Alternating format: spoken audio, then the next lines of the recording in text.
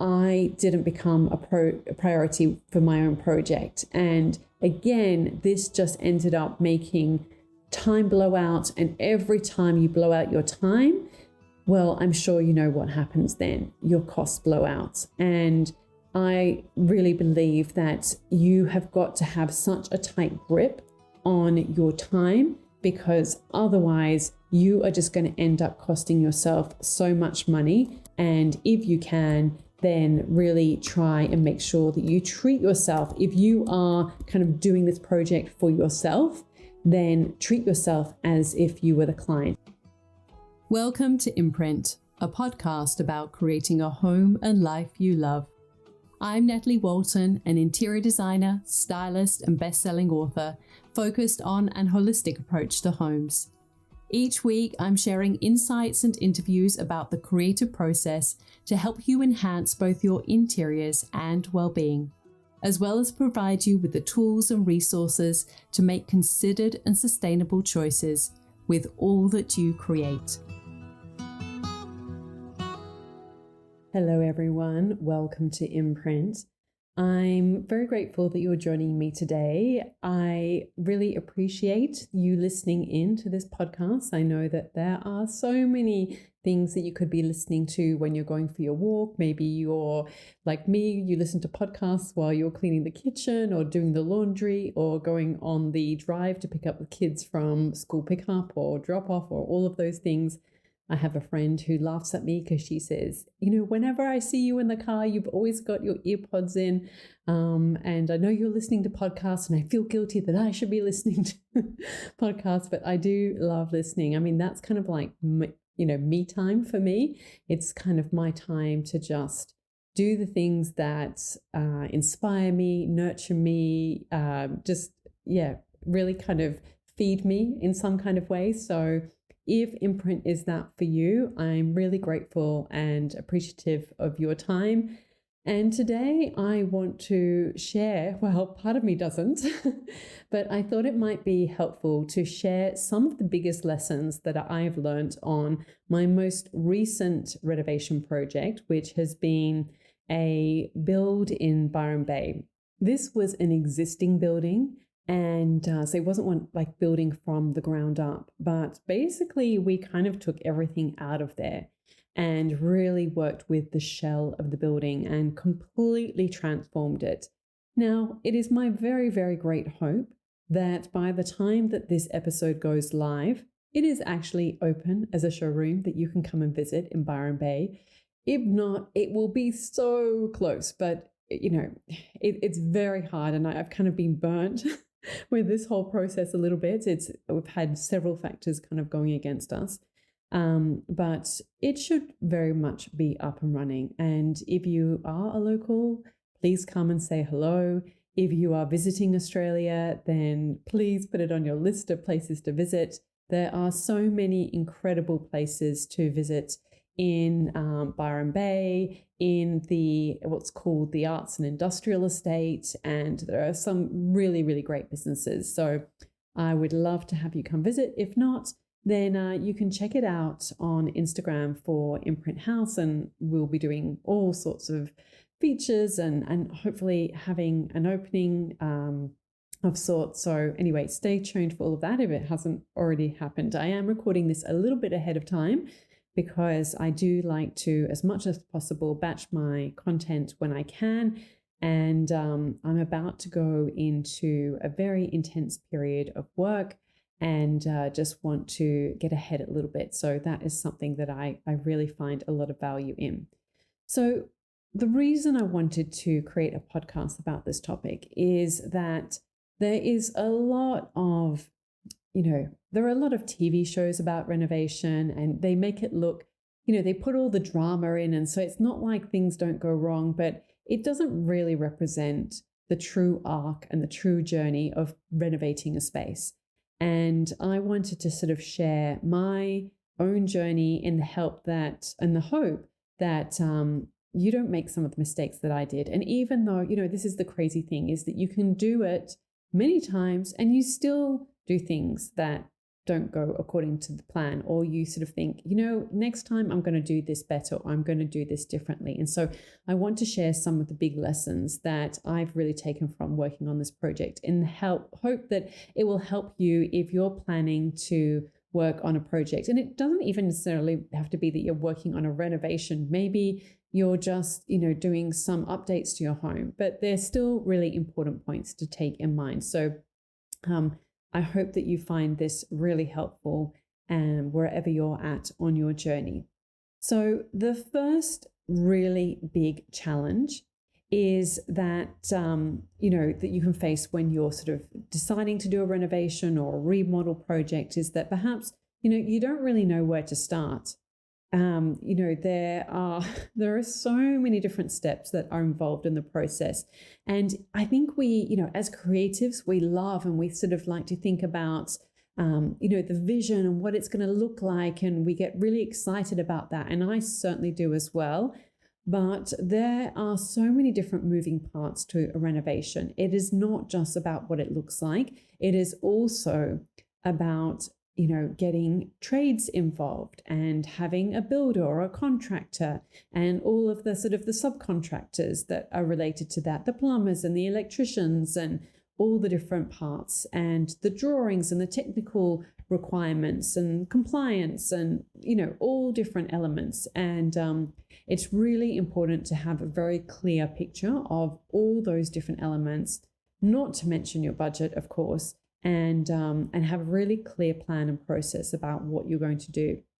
The second big challenge can really be that you don't really know what's going to have the biggest impact.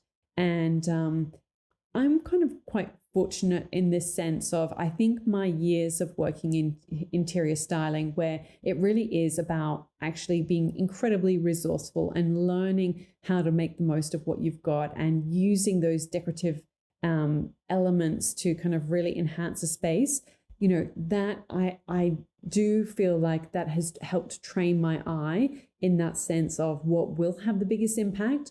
But of course, there are so many invisible costs that go into a renovation. There are so many things that you spend money on that you don't see, all of those things to do with, the elements that are hidden behind walls, basically, the plumbing, the electrician, the electricity, wires and all of that, even if you're going down the path of solar panels and any of those types of requirements, so much money is spent on that. And it is kind of an invisible investment. It's the type of thing that you don't really see.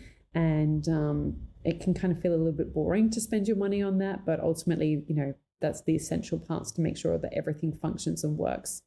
And then there's the challenge of that sometimes you just don't know what you don't know. There are, people who dedicate their entire lives to just this one thing. And when you're doing this on your own or as an owner builder or your project managing it, there is just so much to know. So it is definitely something that can be an incredibly overwhelming process. And it's really good to have a master plan so that you're very clear on what's going to be involved in that. So today I want to share some of the big lessons that I've learned on my projects. And as I mentioned, I really hope that they help you wherever you're at on your journey. So for me, I really think that one of the biggest mistakes that I made with this project was that, and my encouragement for you is to make sure that if you're going to take on something of this magnitude, that you take something else off your plate. And I have kind of learnt the hard way that it just kind of so happened that I thought, yes, I've finished writing these 2 books, so I can really focus now on this project. And so I thought that I kind of had, but I guess in reality that the books were actually something that were already extra on my plate. And so I really needed to have cleared something else off my plate to make that happen. And then there's always a lot of work that goes into launching books into the world.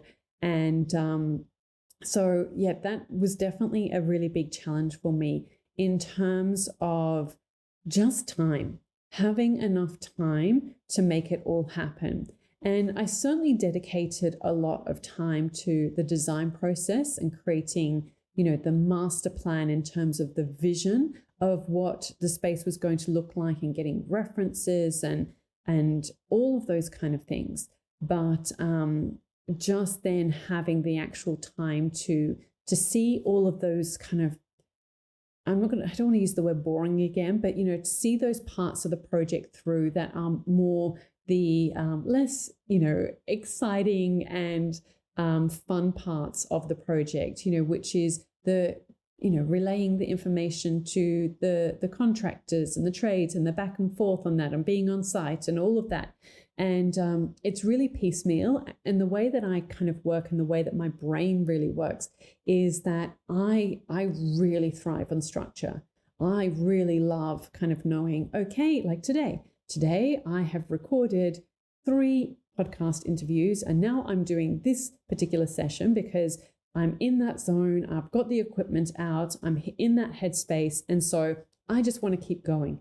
But when you're working on a big renovation, your trades are there every day, so you can't work necessarily in that same way. And perhaps that's something, to me, unique to me. I don't know. Maybe I'm a little bit too rigid in terms of the way that I would like to work, but I definitely have rhythms and routines that just really help me in my daily life, because I do have a lot going on, and I find it very comforting to work within those kind of constraints, because it means that I can just focus on doing the work. I don't like kind of, should I go in to see the site today, or should I not go in to see the site today? Or if I've got other commitments and work meetings, and then it's all, the juggle starts to become a little bit too much. And so that has really been a challenge for me. And so this will tie into my third point that I wanted to share with you. And well, they're all very much interlinked. The second one is that the second mistake was that I was really in a rush to start. And I think we can all do this when we have projects like this, particularly if it is a financial investment. I know the same happened when we bought the house that we're in at the moment, is that, as soon as you start paying that mortgage, you just want to get in there as soon as possible, because you don't want to be paying a mortgage on a place that's empty. However, sometimes that can be a false, not a saving, but it's not the best mindset to go into it. Because what can happen is that if you're trying to push ahead because you're sort of worrying about, well, we're paying the mortgage, so we really need to get this thing happening as quickly as possible, then maybe you're not actually making the best choices for the project. Maybe you're actually better to pause, get everything lined up, and then once you can go, then it's like everything can happen in really quick succession, and you can be so much more efficient and ultimately economical with your project. And I think that this was, for us, a big downfall of this project. It was very much complicated by the fact that when we started, there was incredible limited supply of labor in our area. Not only was this the kind of post-COVID building boom, so that trades were in general in short supply, but within our local area earlier that year, there had been, the worst floods on record. And so there was additional work that was going on in, so many different homes. And of course, those people, we all wanted them to have the priority in terms of that, but it just meant that we couldn't get hold of trades. And then, so initially I was kind of working on the designs during that period, but then suddenly a builder became available, and it's like, oh, okay, yeah, let's grab him, because, he'd been recommended to us. He's a really nice guy. And we were kind of like desperate. So we quickly, said, yes, okay, let's start. We'll start now. But our kind of big downfall with this project was that we didn't actually have all our drawings completed. And what ended up happening for the whole project was that it just kept holding us up at different points. And so then he would then go to another project because we didn't have something completed. And then, it just pushed everything out so much. Whereas if we had perhaps gone, you know what, we're just going to focus on getting all of our drawings completed and then start. I mean, it sounds so obvious, but, in the moment, I think we can all make decisions that seem good in theory, but because we're in a rush or a panic, and that was kind of our situation, and we didn't want to waste money on the building, but ultimately it's kind of shot us in the foot in the long run, and it's definitely something that we have said we're not going to do that again. For our next project, we will make sure that everything is completed, even if we're still paying money on a mortgage. It will ultimately become a much more effective and efficient and economical and cost-friendly way to renovate a project, rather than kind of just rushing in because somebody has become available. So my big tip for you on that would be to, be wary about rushing in to start. I think that it's a very easy trap to fall into. Like I said, sometimes these things can seem so obvious, but I know for us that, if we had our time over again, without a doubt, we would do it differently. And there was even a point where we had somebody on our team who she was learning to draw up designs, and we got her to help us, but then her hours changed, and due to her kind of change in life circumstances, and she had moved and to a different region, and so that had a little bit of a factor in. And then we thought, well, we'll get somebody on a site such as Upwork. We had been recommended an architect who could do drafting for us, and we sort of started to go down that path. And then it was like, oh no, but he's starting next week, so like we'll just work with what we've got. And it just, I really regret that we didn't get those complete drawings, because it just really it held us up, and it caused so many flow on effects that you don't necessarily envisage at the time. And the third idea that I wanted to share with you, and sort of the mistake that I made, was that I think this is kind of one of the traps sometimes of when you are your own client. And but I didn't treat myself as my own client. And next time I go into this, I think it's very different when I I have clients and I'm working, and like they become the number one priority for everything, and my focus is on them. But because this was my own project, it was like, well, I've got this other thing that's going on, and I'm trying to finish this, and I've got all these other things, and so often I didn't become a priority for my own project. And again, this just ended up making time blow out. And every time you blow out your time, well, I'm sure you know what happens then. Your costs blow out. And I really believe that you have got to have such a tight grip on your time, because otherwise you are just going to end up costing yourself so much money. And so my big recommendation would be to be as effective and efficient as possible with your time. And if you can, then really try and make sure that you treat yourself. If you are kind of doing this project for yourself, then treat yourself as if you were the client, and kind of, have those tough love moments with yourself of like, no, this is the deadline. You've got to get this finished by this time, and have that whole map processed out. And I did, in rough senses, but I didn't hold myself accountable as much as what I really should have. And again, I'm really going to take a different approach, like actually treat myself in a really professional way and kind of go through the process. And it's will be a great opportunity. And for those of you who kind of are exploring interior design or want to explore interior design, and maybe your own home is your first project, then honestly, treat yourself, create the systems and processes as if you were doing this, for a client. And it is such a great way to approach it, to professionalize your design process. And that would definitely be my big encouragement to you. So I just wanted to share these ideas with you. This is a little bit of a shorter episode, but like I said, I hope that you find it really valuable, because right now I'm still feeling it, and it's still all a little bit raw and hurting a little bit. So my encouragement for you is to make sure that you take something off your plate before you embark on a big renovation project. So for those of you who are working full time, it really is a challenge. So you're going to have to find ways to carve that time out, or, maybe you should just consider engaging a professional. And I think this is the big misconception, particularly in Australia when it comes to this. It's like, if you're a creative person and if you're a visual person, it's like we sort of think that there's no value in going to somebody who is a professional or who can help you, or engaging somebody's services, because I think we tend to think, well, but I can do this, so I should do this. But the truth is, you can still provide the vision. You're still kind of giving the yes or the no. You're still saying, approving concepts or guiding concepts, and you can be involved as much or as little as you want, but somebody else can manage the project for you. And I think that's something really worthwhile considering as well, within that whole process.